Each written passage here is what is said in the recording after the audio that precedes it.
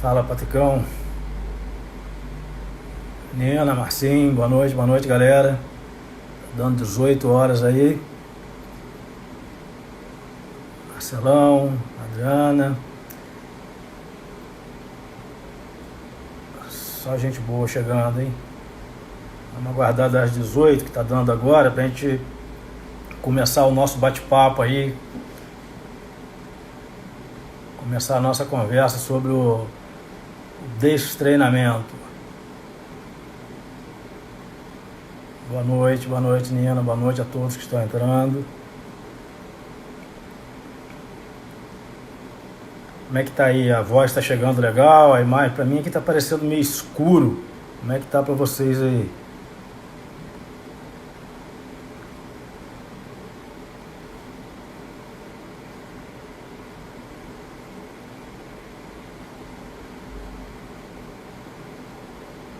Então, pessoal, vamos nessa? Tá chegando legal a voz aí, galera? Tá dando pra ouvir numa boa? Como é que tá a luminosidade aí?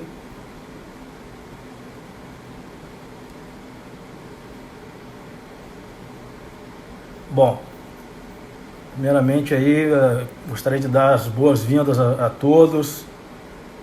Bom estar falando com vocês aqui mesmo à distância, né?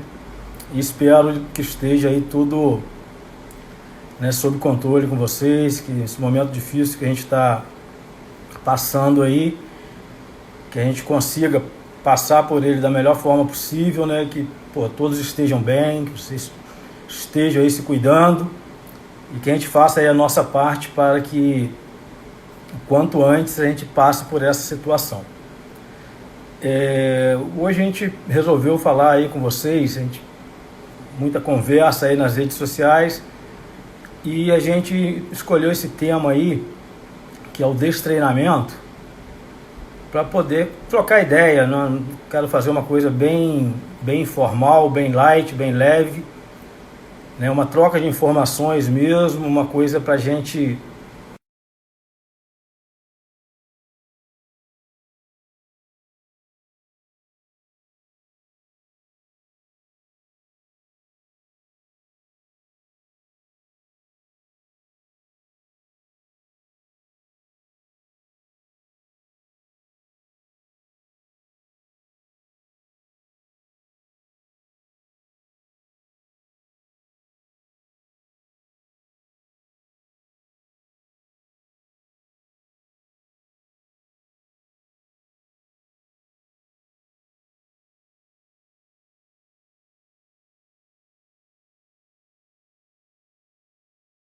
exercício físico, é o esporte que a gente pratica.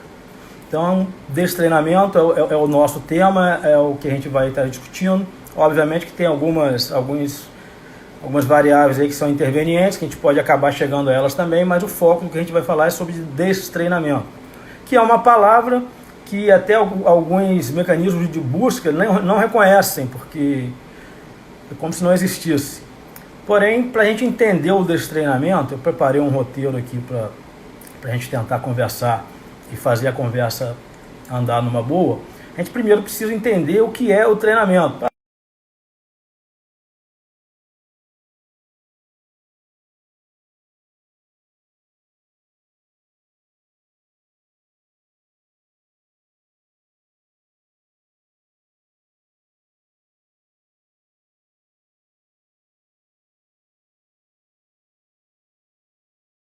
Aqui no nosso organismo, no organismo humano, algum tipo de melhoria, alguma adaptação.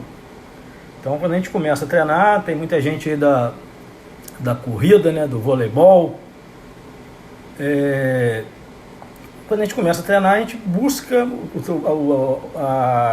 o treino sistemático, a sequência de treinamento, ele vai promover melhorias no nosso organismo, seja essas motoras, seja essas metabólicas, enfim. Esse é o objetivo, esse é o foco do treinamento, você fazer uma atividade sistematizada, com sequência, obviamente, e isso vai fazer com que a gente eleve o nosso nível de condicionamento, eleve a nossa forma física, eleve o nosso condicionamento para as atividades que a gente se destina. O destreinamento, ele vem ser justamente o contrário. Ou seja, quando por algum motivo a gente interrompe o treinamento, interrupções, mesmo que sejam curtas, às vezes pequenas viagens, férias ou feriados prolongados, alguma doença, enfim, qualquer tipo de interrupção que a gente causa ao treinamento, desde que essa interrupção se prolongue, pode fazer com que a gente sofra o processo que é chamado de destreinamento.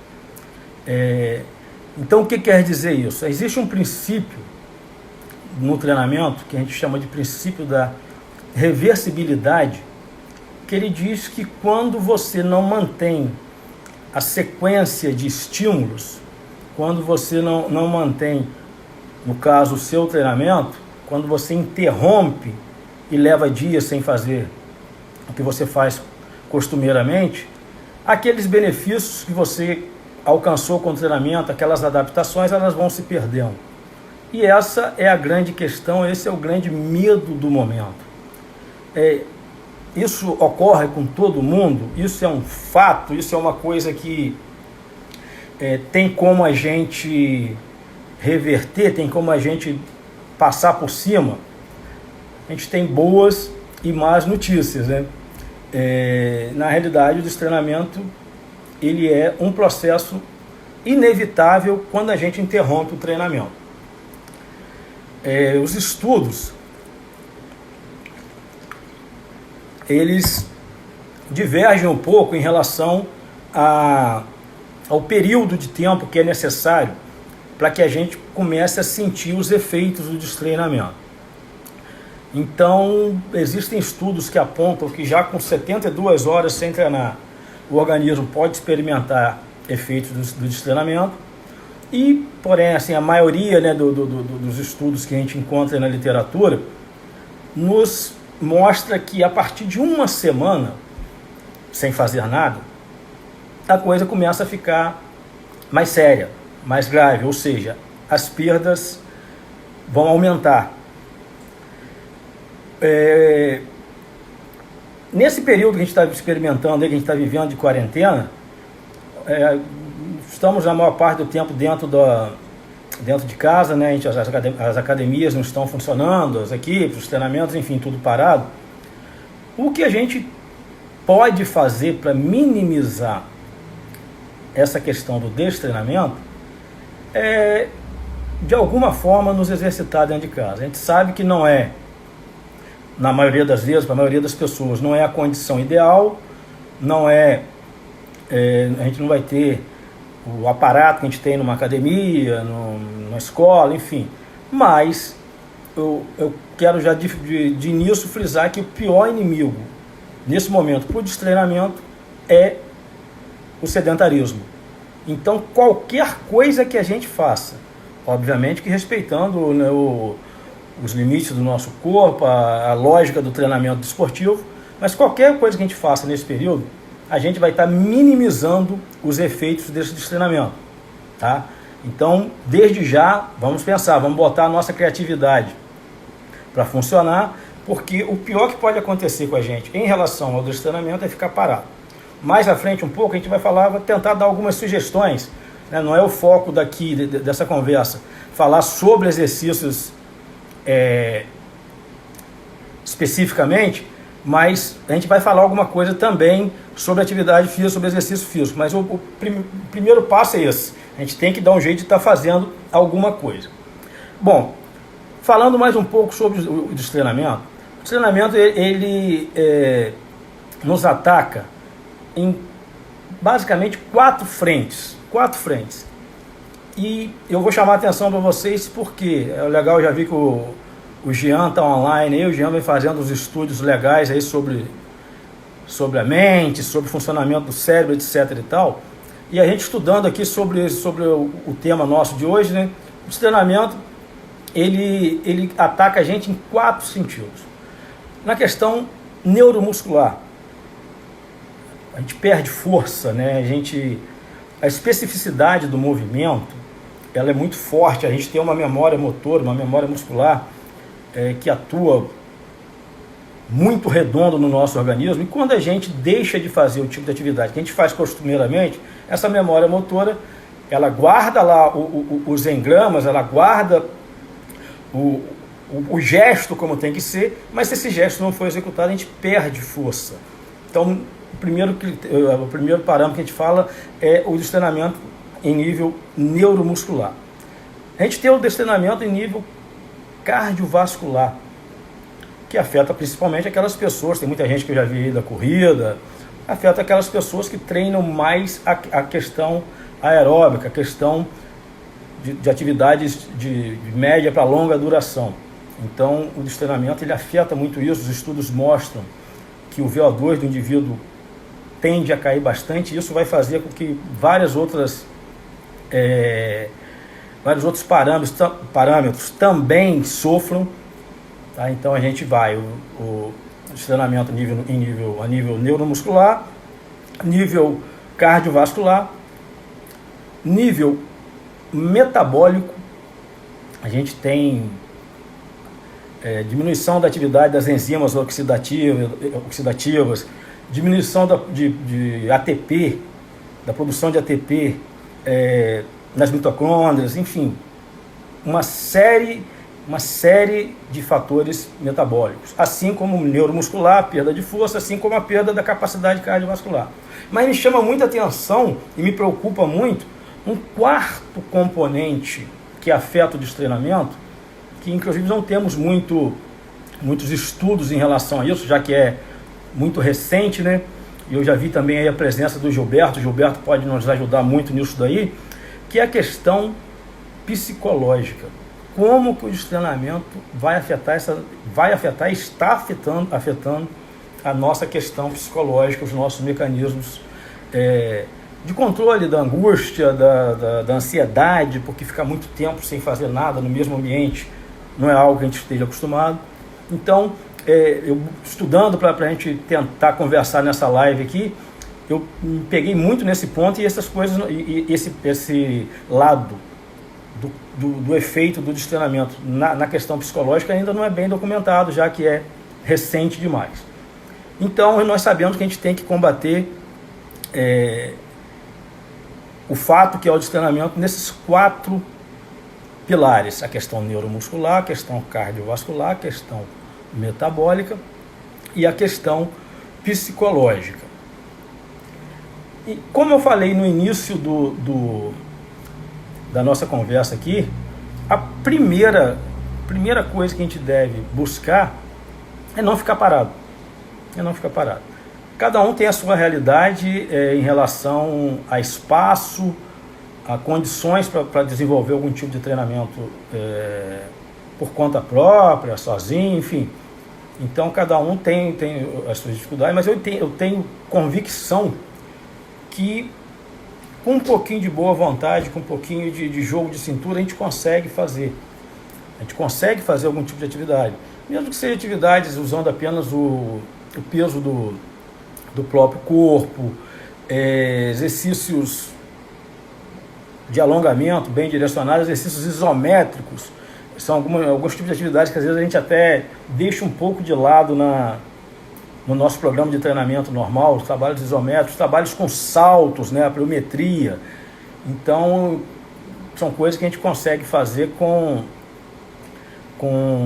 espaços reduzidos, né, que não demandam equipamentos sofisticados, e a gente vai estar conseguindo combater a questão do sedentarismo, da inatividade, que é o que realmente nos levaria a sofrer mais os efeitos deletérios do destreinamento. Algumas generalidades, o Marcos Coutinho fala aqui, 30 minutos, 4 vezes na semana alternado seria o mínimo. Olha, Marcos, acredito que a gente fazendo atividade 4 vezes na semana fica um volume legal, dá dia sim, dia não, pelo menos 30 minutos, a gente consegue fazer. Tem muito exercício, tem muitos colegas nossos aí, né, muitos professores de educação física, fazendo muitos trabalhos bacanas aí, mostrando muita coisa legal aí nas redes sociais em relação a aulas. Eu hoje vi uma aula, não sei se o Tiagão está aí, o professor Tiago Coca, uma aula super interessante, com um gasto metabólico bem alto, a aula animada e acelerada, num espaço reduzido. E vem, enfim, não vou citar nomes, senão vou acabar sendo injusto com alguns. Mas tem muita gente fazendo trabalhos legais em relação a isso daí. Mas se a gente parar para pensar só em atividades com o próprio peso, os agachamentos, os abdominais, a plancha que hoje todo mundo faz em tudo quanto é treino de academia e diversos outros exercícios que a gente vai lembrando aí com o passar da conversa, a gente consegue criar um treino que vai durar aí no mínimo os 30 minutos que o Marcos comentou, e a gente com esse treino, ele pode não ser o treino ideal para a gente melhorar a nossa performance, ele pode não ser o treino ideal para a gente obter ganhos expressivos, mas a gente minimiza as perdas. E isso, nesse momento, acho que já é um grande ganho para a gente. Se a gente evitar os efeitos deletérios, se a gente evitar cair demais dentro daquilo que a gente estava de condicionamento antes de acontecer essa pandemia, já está, acredito que já esteja de bom tamanho para a gente. Então, o primeiro passo é isso, não ficar parado.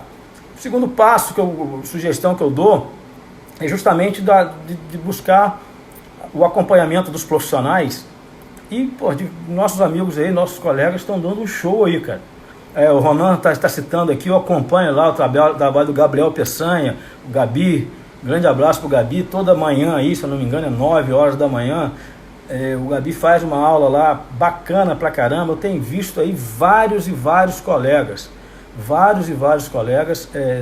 se predispondo aí a ajudar quem está em casa, fazendo um trabalho que realmente com criatividade, ajustando as particularidades de cada um. E essa é a sugestão, a gente não vai ficar parado, a gente faz o que dá pra gente fazer e a gente tenta seguir. O pessoal do spinning aí, eu estava vendo agora a aula do Gabi, está dizendo ali que é 10 da manhã. O pessoal do spinning, eu estava assistindo agora a aula do Cabeça, o pessoal da Corporate está fazendo aula, enfim, tem muita coisa. É a hora da gente tentar somar, né? Levar para uma corrente do bem aí voltada para a atividade física, para o exercício físico, sem vaidade, sem A, B ou C, e procurar ver o que é melhor, o que tem de melhor aí à nossa disposição, para que a gente possa manter, para que a gente possa variar e conseguir combater o nosso inimigo, que é o destreino aí. Mas vamos voltar a ele.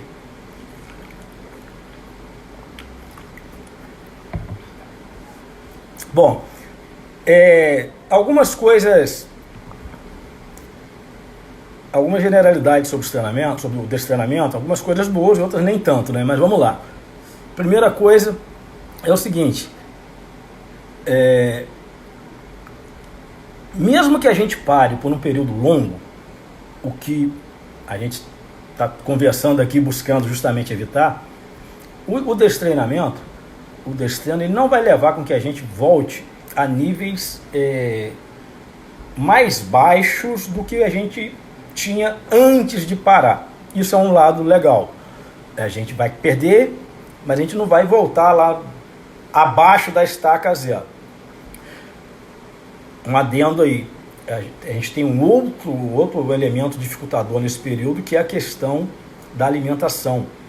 Então, se a gente aliar pouca atividade física ou inatividade com alimentação descontrolada, a gente pode incorrer na questão do aumento do peso, e aí a gente vai voltar para abaixo da estaca zero. Então tem que haver ainda mais o equilíbrio em relação à questão alimentar. Mas, via de regra, não vai chegar a níveis mais baixos do que aqueles que a gente tinha antes de parar o treinamento. Mas a gente não vai parar não, a gente está conversando, está vendo aí que não vai parar, todo mundo vai estar fazendo alguma coisa. Uma coisa que é bom para uns e ruim para outros é que os jovens, eles perdem menos, eles sofrem menos com o destreinamento do que aquelas pessoas com mais idade. Então, quanto mais velho a gente vai ficando, mais rápido a gente sofre com os efeitos do destreinamento, tá?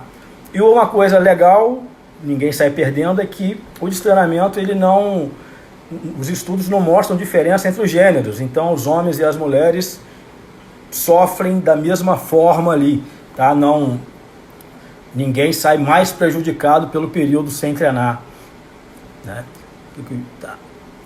Bom, então o pessoal está contando aí, falando dos treinos, etc e tal. Obrigado aí pela participação. Daqui a pouco a gente abre para mais perguntas aí, para que a gente não perca também aqui a linha de raciocínio do que a gente está tentando falar. Bom, as principais alternativas a gente já falou, tá? E uma coisa que me chama bastante atenção também, e que me preocupa já pensando no futuro, pensando na vida pós-pandemia, é a questão de como a gente vai administrar a nossa volta aos treinamentos. Antes disso daí, faltou quando eu falei que a partir de uma semana a gente já começa a sofrer os efeitos, etc e tal, isso varia de acordo com o nível de treinamento do indivíduo, obviamente, isso varia com a individualidade biológica, mas esse período que a gente está sofrendo com o destreinamento, ele ainda tem um agravante, que é o seguinte: a gente, na realidade, pela nossa cultura, né, o nosso nível, o nosso grau de condicionamento, de treinamento, ele diminui muito no verão. Os meses o final de dezembro, janeiro e fevereiro são os meses que normalmente menos a gente treina. Então, na realidade, a gente já estava passando por um processo de destreinamento. A gente passou por um processo de destreinamento, né, que é esse período de final de ano, de festa, de verão, de carnaval, onde, na maioria das vezes, a gente treina menos. E quando a gente estava retomando a vida normal, retomando a pegada natural para o treinamento, a gente sofreu com um novo destreinamento, né? Então isso é preocupante, porque realmente tende a piorar um pouquinho os efeitos desse destreinamento. E eu não falei no início, a gente tem que lembrar o seguinte: o destreino, na verdade, ele não é, quando ele faz parte da periodização, do planejamento do treinador, do praticante, ele não é ruim, ele faz parte de um processo de ganho.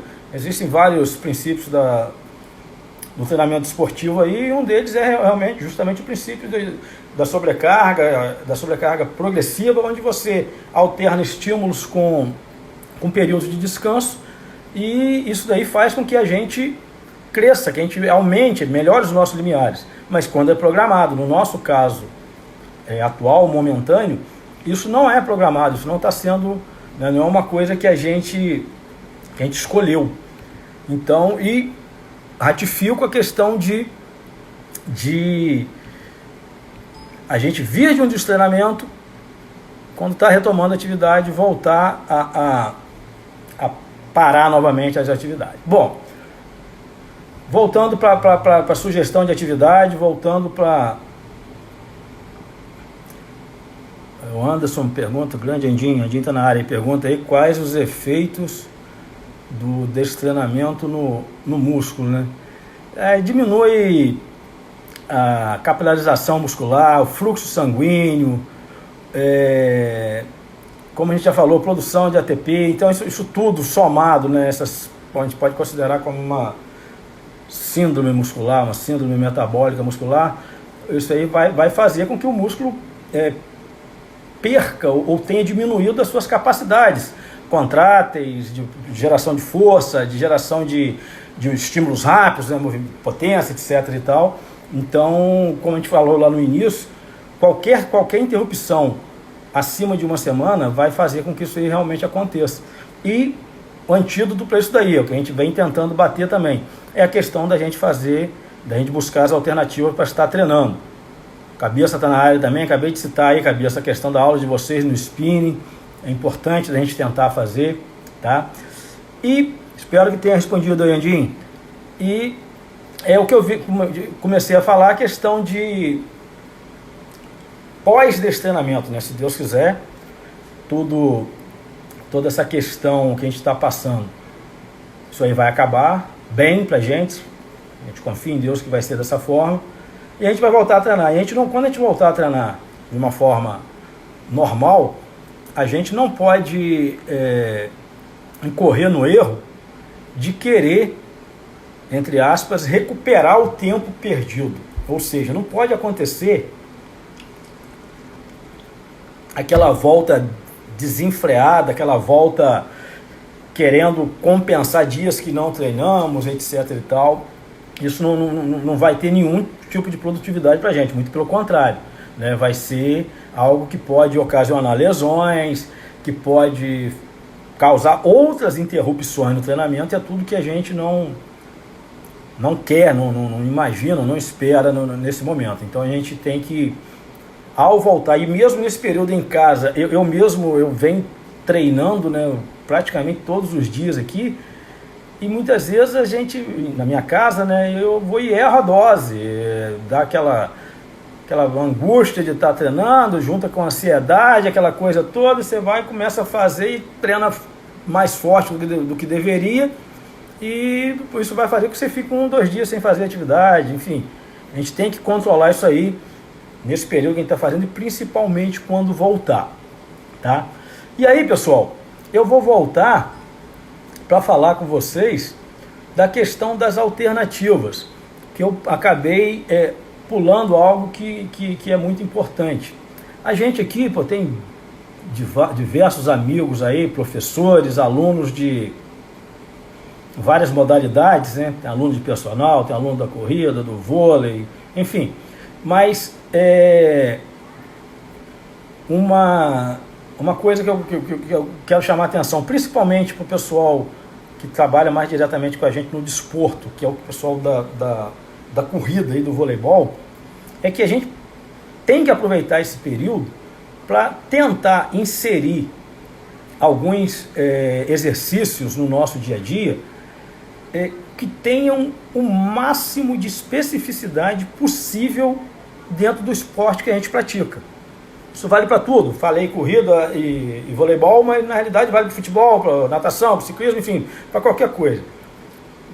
A gente sabe que é difícil, a gente sabe que a gente às vezes fica limitado em relação a equipamento, a local e por aí vai, mas dentro dessas limitações que a gente tem, o ideal é que a gente que a gente consiga inserir alguns tipos de exercícios que sejam similares ao que a gente utiliza no esporte que a gente pratica. E volto a falar, existem aí o pessoal da corrida, os agachamentos, né, que é importantíssimo que seja feito num ângulo parecido com aquele que você utiliza na corrida. Tem um ponto legal para gente exemplificar, né? Grande parte aí das pessoas são professores, aí conhecem bem o que eu estou falando. Então a gente sabe que existe um agachamento, que é o chamado agachamento a fundo, onde o indivíduo praticamente senta nos calcanhares, para poder falar de uma forma bem fácil de ser entendido. O agachamento é amplamente utilizado, não tem nenhuma crítica a fazer ele, desde que a pessoa que o faça tenha as estruturas anatômicas preparadas para isso, né? Porém, qual seria a transferência de um exercício desse para um jogador de voleibol, por exemplo, para um corredor? A gente utiliza esse tipo de movimento, não estou, prestem bem atenção, gente, eu não estou criticando nem condenando o agachamento, esse agachamento não, muito pelo contrário, ele é muito legal para a questão do aumento do volume muscular, musculatura de glúteo, de quadríceps, enfim, bacana demais. Mas qual é a especificidade disso daí para a corrida em si, para o voleibol? Então, a galera que está do voleibol, que está online, eu vou fazer um agachamento que a gente usa no vôlei, é um agachamento que a gente não chega a um ângulo de 90 graus. Antes é um agachamento para saltar. Antes do ângulo de 90 graus, a gente já está voltando. Então, a gente pode está fazendo isso daí em várias situações dentro do nosso treinamento. Existem as passadas, o exercício a fundo, muito usado para os corredores, e que, dependendo de como você faz a passada, você precisa de um espaço considerável. Mas dá para ser adaptado, trocando, alternando a perna que vai à frente, a perna que vai atrás, e você consegue fazer um movimento bem similar àquele que você vai realizar na corrida. aproveite esse tempo, pessoal, que a gente está com essa dificuldade, investe aí no exercício educativo, no exercício formativo. A galera da corrida aí, a gente faz direto nos nossos treinos, né? Então o exercício técnico, porque por mais que correr pareça ser uma atividade natural, muita gente acaba fazendo com a técnica inadequada. Isso pode causar lesão e causa um prejuízo na performance, né? Então, aproveita esse período de tempo aí, vai lá para frente do espelho e vê se a coordenação do movimento do braço com a perna tá legal. Vê se a postura do tronco, a gente chama bastante atenção disso daí, para o corredor não pode correr com a postura cifótica, ele não pode flexionar muito esse tronco. Então vê se a postura tá legal, investe nisso daí, não é perder não, ganha 5, 10 minutos no teu dia fazendo exercício técnico para isso.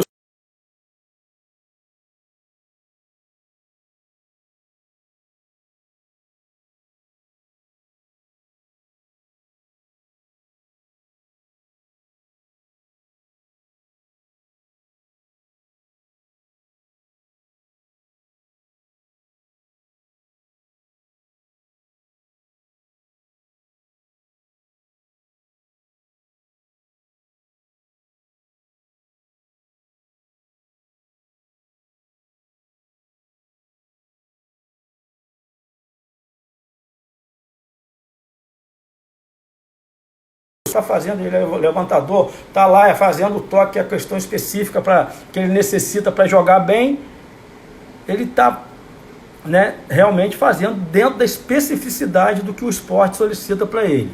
Eu vou falar ainda do voleibol, da especificidade em relação à questão coletiva, que é muito mais difícil, mas eu tenho uma sugestão. Só que tem uma pergunta aqui do nosso amigo Barra Mares Pousada. Professor, ainda não tive a oportunidade de correr usando máscara, atrapalha muito? Pois é o Thiago, né? Barra Mares Pousada, é o Thiago. Enfim, me fizeram essa pergunta hoje, Thiago. Realmente tem gente que relata que atrapalha um pouquinho. Porém, é uma questão de adaptação. E não sei se a notícia é boa ou ruim, mas a gente vai ter que se adaptar a isso. A realidade, a gente vai falar num outro momento, numa outra live, sobre a realidade dos eventos pós-pandemia, né? E a realidade do nosso dia a dia parece caminhar para o uso da máscara de forma obrigatória, e vai ser obrigatório para correr sim. Hoje pela manhã eu estava conversando com o corredor da nossa equipe sobre isso, né? E se atrapalha muito, cara. Eu confesso a você que eu tenho saído muito pouco de casa, mas nas poucas vezes que eu estou saindo, eu uso máscara. E eu não me adaptei, talvez até por eu ter saindo muito pouco, eu não me adaptei ainda, não é legal, para mim é desconfortante. Estou usando, tem que usar, vou usar, é desconfortante. Eu imagino que pra gente, para correr, vai ser a mesma coisa. A gente vai experimentar um desconforto no início, uma certa dificuldade, mas a gente vai se adaptar, e isso aí realmente é necessário, a gente vai ter que fazer, tá? Então, espero ter respondido aí, Tiagão. Grande abraço. Voltando para a especificidade dos movimentos, pensem nisso daí. Aí eu também conversando, a gente conversa dia e noite, né? Agora que a gente tem tempo então, né? Conversando com um colega do voleibol, a gente falando, pô, e aí, cara? E como é que a questão, especificamente falando do voleibol, do esporte coletivo, como é que fica a questão do conjunto? Aí realmente, cara, a questão, a coisa fica difícil. Aí fica... Sugestão, a única coisa que eu venho pedindo a galera aí, venho sugerindo, que eu acho que é extremamente válido, eu já falava com muita gente antes dessa situação, é de que, como eu citei o exemplo do Ronan aí, cuide da parte técnica individual, vai lá, faz o seu paredão. Quem tem em casa a possibilidade de ter uma pessoa que também domine o voleibol, pô, dá para fazer um ataque e defesa, tal. Então, beleza, você consegue a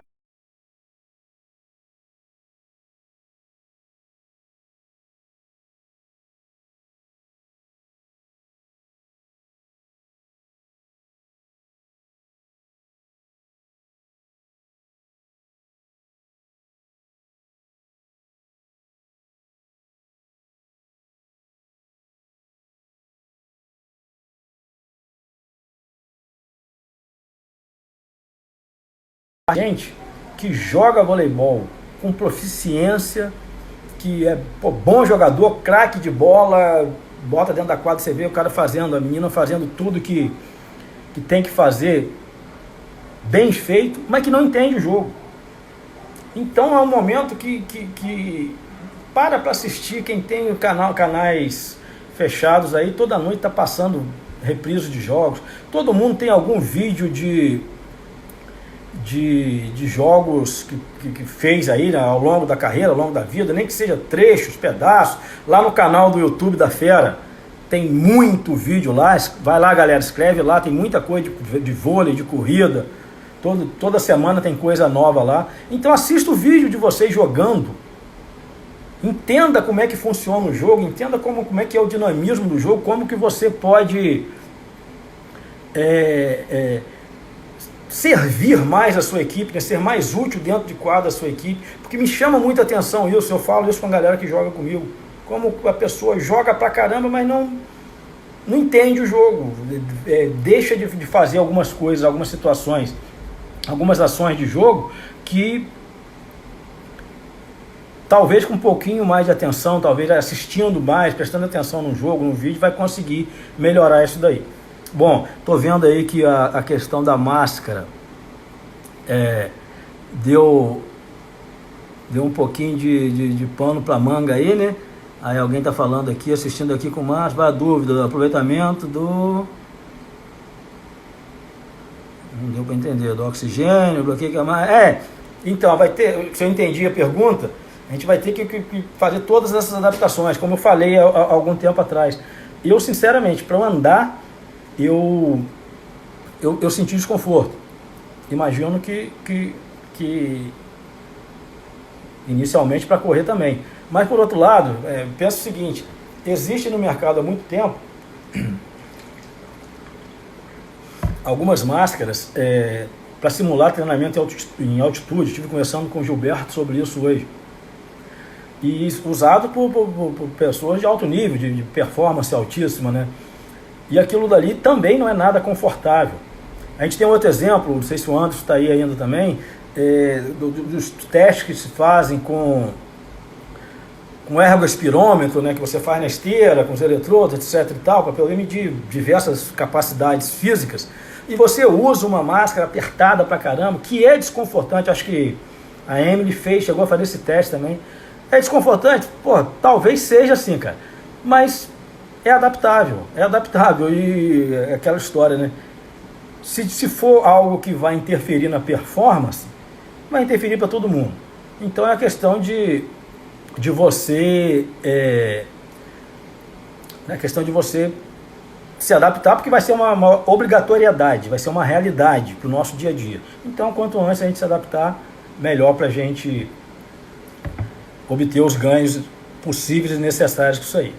Bom, pessoal, deixa eu ver, eu fiz um roteirinho aqui, deixa eu ver, a gente falou do treinamento, do destreinamento, da especificidade, da questão neuro e cardiovascular, questão metabólica, psicológica, enfim, basicamente era o que dois comentários importantes aqui, né, que o Anderson está dizendo que não existem evidências que melhoram a performance. Ele está se referindo à máscara que simula a altitude, né, essa máscara que alguns corredores de alta performance usam para simular a altitude, já que o treinamento à altitude ele promove adaptações positivas para quem o faz. E a Amy também relata aqui que a máscara incomoda mesmo, mas como eu falei anteriormente, incomoda, mas paciência. Vamos ter que usar, vamos ter que nos adaptar. Pessoal, a gente está chegando aí a 40 minutos de live, aqui a previsão era de fazer em 50 minutos. Eu vou chamar a atenção de vocês para algumas coisas que a gente já falou, mas que são fundamentais, e fica aberto aí para que vocês perguntem, para que, se a gente tiver ao nosso alcance aí, que a gente consiga tá tirando alguma dúvida que tenha surgido nessa conversa. Então vamos lá, recapitulando aí para quem chegou depois, Obrigado, Thiago. Vou salvar no final, sim. Recapitulando para chegar quem chegou depois, a questão do destreinamento, a partir de uma semana é latente, vai acontecer. A gente tem que buscar, o que a gente está incentivando aqui, a ideia é justamente que a gente busque as alternativas para minimizar o destreinamento. O ponto básico, a gente parte do princípio que a gente não vai ficar parado, que a gente vai fazer alguma coisa. Em cima disso daí, a gente sugeriu que vocês acompanhem aí os diversos profissionais de educação física. Alguns deles estão aí na live, aí, já colocaram aí o horário que fazem, etc e tal. Mas que vocês acompanhem os profissionais que vêm ministrando aulas com maestria, da forma mais variada, com uma criatividade de tirar o chapéu. Então, que procure fazer dentro da realidade de cada um, dentro das condições de espaço, tempo, logística que cada um dispõe. Mas ponto básico é que a gente não fique sem fazer e que a gente ache o meio termo também, porque a gente não se exceda, porque a gente não vá com muita sede ao pote e acabe se atrapalhando com isso. Nessa questão ainda das atividades, dos exercícios, sempre que possível, buscar a especificidade voltada para o esporte que você pratica. Aí a Verinha tá até com saudade dos tiros, né? Que legal, tá vendo o que a quarentena não faz? Grande Vidal tá na área também aí. Como é que tá, meu amigo? Tudo bem? Nosso voleibol tá parado, mas a gente vai voltar logo. Enfim, então especificidade do movimento, né? Levar o treino com peso do corpo, com equipamento adaptado, seja lá com o que for, mas levar o treinamento para mais próximo do gesto motor, mais próximo possível do gesto motor que você mais executa no esporte, é fundamental. Isso é importante demais. E a gente deu os exemplos aí, eu não vou ficar repetindo para não ficar redundante demais. Quem tiver dúvida depois, as redes sociais, a gente está aí.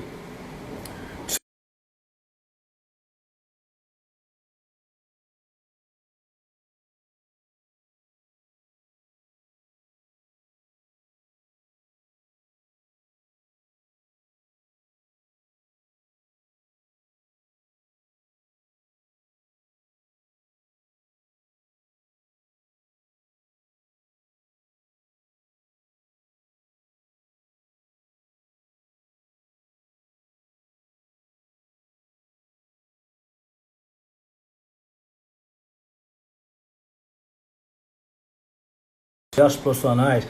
Bom, assim, eu tinha pensado em fazer algo parecido. Me cobra aí que eu vou fazer isso sim. Hoje, por exemplo, eu deixei de fazer a aula do Tiagão, porque eu não sabia que ele ia fazer naquele horário. Eu tinha acabado de treinar, treinei obviamente sozinho aqui em casa. Talvez se eu tivesse feito a aula dele, eu tivesse meu treino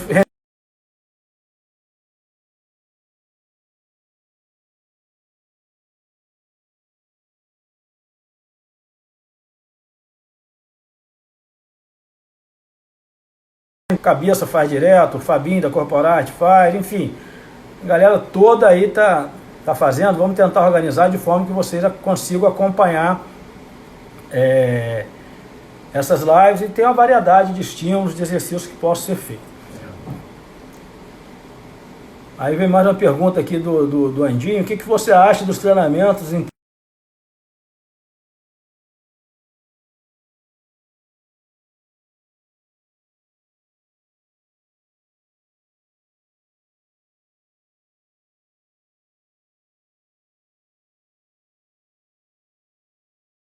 é o seguinte, eu tendo que o pessoal mais reclama, fala o tempo todo, eu tenho que cortar a conversa, porque é uma choradeira danada, só que o pessoal adora. E eu, particularmente, sou fã do treino de tiro, posso afirmar, né, com base em estudos, obviamente, na experiência que a gente tem do dia a dia, a gente pode afirmar que os benefícios que o treino de tiro traz para o corredor, eles são fantásticos, eles são... E uma coisa que quem milita no meio da corrida já percebeu há algum tempo, é que cada vez mais o foco é justamente na intensidade, na velocidade. treinamento de tiro ele proporciona o aumento dos limiares. aquilo que era confortável para você hoje, você está nesse limiar aqui de conforto para fazer uma corrida contínua. Quando você treina tiros sistematicamente, esse seu limiar aumenta, ou seja, se você corria a 10 km por hora confortavelmente, com a sequência do treinamento você vai conseguir correr a 12 numa boa. Então você está subindo de limiar, está, para usar uma palavra muito em voga, isso dentro para outro patamar. Isso é importante para caramba dentro do treinamento. Logicamente que a gente tem que ter todo um cuidado, principalmente quando a gente fala de corredores amadores, em relação à administração do volume e intensidade das séries. A gente na Fera, tem os vídeos lá no YouTube também que fala bastante sobre isso. A gente na Fera, a gente faz muito séries de tiros, ou seja, a gente não vai a tiro máximo, mas a gente faz sempre uma série para que o aluno varie o mínimo possível entre os tiros, e os resultados, os efeitos, eles são realmente fantásticos. Como volto a falar, os corredores de mais alto rendimento hoje em dia, até os próprios corredores amadores, todo mundo investe muito nos treinos de velocidade. Eu, com corredor amador, a gente faz um treino de tiro por semana. Em algumas situações, tem gente treinando para maratona, a gente nem sabe o que vai acontecer, né? Mas tem gente treinando para maratona, então em algumas situações, o corredor que já é apesar de amador, ele já é considerado de intermediário para avançado. Em algumas situações ele faz 2 treinos de tiro por semana. Mas os intervalados, eles são fantásticos, eles são muito bons, eles promovem melhorias absurdas na performance do corredor. E a galera reclama, mas gosta até porque o nível de motivação do treino de tiro é muito alto. Mais uma pergunta aqui do nosso amigo Thiago. Rapaz, estou correndo 40 km por semana e bebendo 10 litros. Faço 4 por é muito? Rapaz. Tá. O consumo aí tá elevado, Thiago. Vamos dar uma equilibrada nisso aí. Vamos fazer um carro mais econômico aí, que 4 por 1 tá pesado, amigo. Bom, o Andinho também pergunta se a gente prescreve os treinamentos baseados em limiar ou em frequência máxima e VO2 máximo. O que acontece, Anderson? A gente faz o treinamento nosso em equipe, então nem sempre a gente consegue atualizar esses parâmetros semana a semana, mês a mês a gente até consegue. Então, durante o próprio ciclo de treinamento, o parâmetro de frequência cardíaca e o parâmetro VO2 máximo, eles sofrem algumas variações, mas a gente faz periodicamente testes, sim, e a gente controla, né? A gente tem controle de todos os treinos que os corredores fazem, e nesse controle a gente estima a frequência cardíaca e VO2 máximo e passa o treino em cima disso daí. Algumas pessoas, muita gente treina aí à distância, né?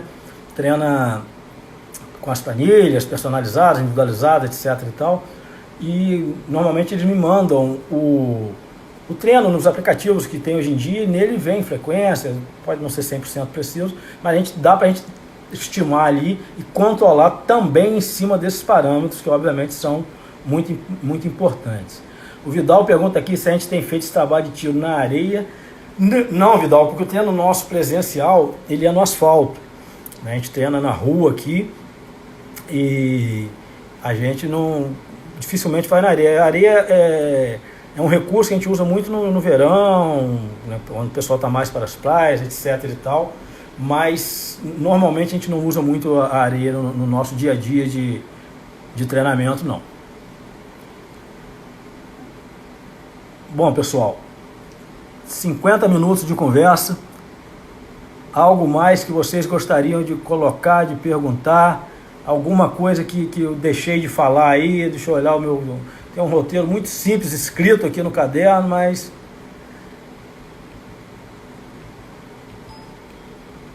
acredito que daquilo que a gente se propôs a falar é basicamente isso. Quero reforçar aí para todos que estamos disponíveis nas redes sociais aí, todas elas. Alguém perguntou a CG vôlei masculino e feminino. Desculpa, mas não entendi. Teve alguma pergunta antes? Masculino e feminino? Deixa eu dar uma olhadinha aqui. O perfil aí, ó, o ACG Vôlei, fez uma pergunta do masculino e feminino, eu não entendi muito bem a pergunta. Se você puder refazer. O pessoal que chegou atrasado aí, vamos salvar, vamos ver se a gente consegue jogar essa live lá no YouTube. Você quer saber se a gente tem base, adulto e master, é isso, ACG Vôlei? Atualmente a Fera tem o adulto masculino, um time que estava se preparando para jogar a Liga C esse ano. Está se preparando, né, apesar de toda essa dificuldade. A gente iria jogar a Liga C, a gente vai jogar a Liga Nacional C esse ano, Superliga C esse ano, para tentar o acesso para B. E Alessandro? Ô Alessandro, meu amigo, como é que você está? Não, a gente tem então, voltando a falar, a gente tem um adulto masculino hoje e Master feminino e masculino. Master masculino a gente tem do 35 aos 50, 35, 40, 45, 50, e o Master feminino a gente tem 35 e 50. Esse ano havia uma possibilidade forte da gente conseguir fazer também o 40 feminino. Mas aí tá tudo agora aí na questão de como vai ficar da agora para frente, de como vai ser a volta às atividades normais. Certo, Alessandro? Obrigado aí pela presença, bom falar com você mesmo à distância. Então, pessoal, se tiver mais alguma pergunta, a gente tem ainda mais uns 5 minutinhos ainda para responder, mas já quero aqui reiterar aí o agradecimento a todos aí que disponibilizaram o tempo para esse bate-papo informal, para essa conversa aí, né, sobre algo que está nos acometendo hoje em dia. Espero realmente que de alguma forma tenha contribuído para que vocês entendam o que é o processo do treinamento e para que a gente combata, né, para que a gente minimize os seus efeitos, né, para que a gente não venha sofrer muito, além do que a gente já vem sofrendo em questões, enfim, gerais, né, então para que a gente não sofra com o destreinamento. Volta aí a incentivar a questão do treinamento com as condições que a gente tem, da forma que a gente tem, com os equipamentos que a gente tiver, com a logística, com o local que a gente tenha, mas que a gente não pare, a gente não pode parar, para evitar o destreino, para evitar maiores danos psicológicos, enfim. Então, vamos nos movimentar. Tem mais a pergunta do Alessandro aqui, como fica a Liga C para a estruturação do time. Então, cara, o que acontece? A gente conseguiu começar esse ano a treinar muito cedo. Em janeiro a gente já estava treinando para a Liga C com um grupo só de jogadores de campos, grupo que fatalmente a gente agregaria outras pessoas ao longo do ano, já havia conversas em relação a isso, mas a gente meio que deu uma adiantada no treinamento, pelo que a gente conhece, você conhece bem isso, pelo que a gente conhece de estrutura de montagem de equipes para a Liga C. Então a gente estava bem adiantado, Alessandro, porém parou. E agora a gente fica na questão E o fato de parar, além de toda a questão técnica e física que se perde, né? Que você não consegue manter aquilo que a gente julga como ideal. Uma coisa que, para ser bem sincero, nos preocupa muito é a questão da logística de patrocínio, né? Porque a gente estava no processo de captação de recursos, né, um projeto protocolado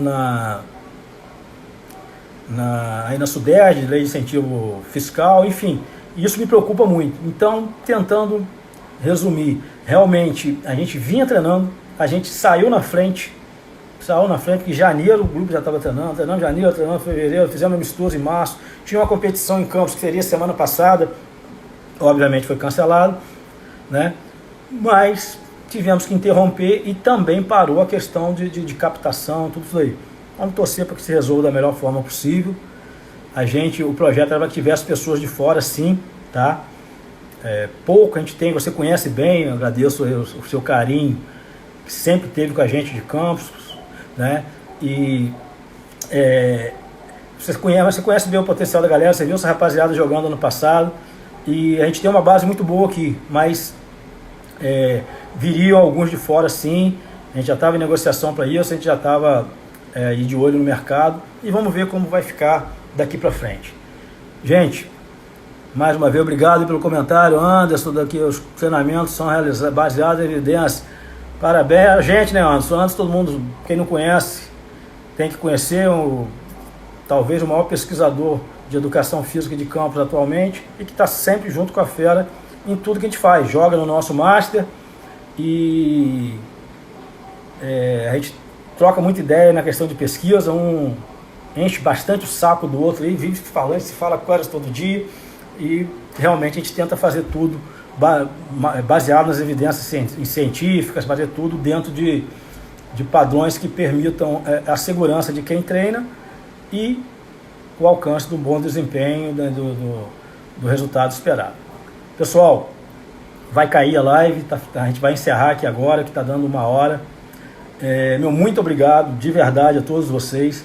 Ratifico aí que tem as redes sociais da fera, tem o Instagram, o Face, o Direct, o que for aí. Tem o meu WhatsApp, tem, enfim, o meio que vocês quiserem. Gabi, você é craque, Gabi. Você é meu sonho de consumo. Eu chamo você para jogar tem 10 anos, você fica me enrolando, pô. Vai jogar de líbero, de ponta, de levantador, você joga onde você quiser, pô. Craque que escolhe aonde joga, pô.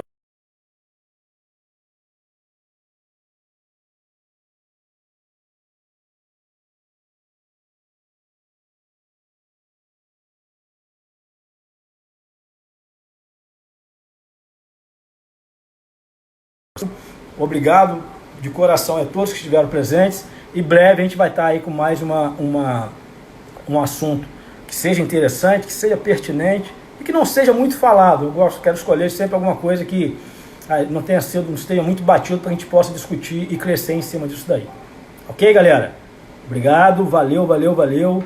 Bom final de sábado aí, bom final de semana para todos. Grande abraço.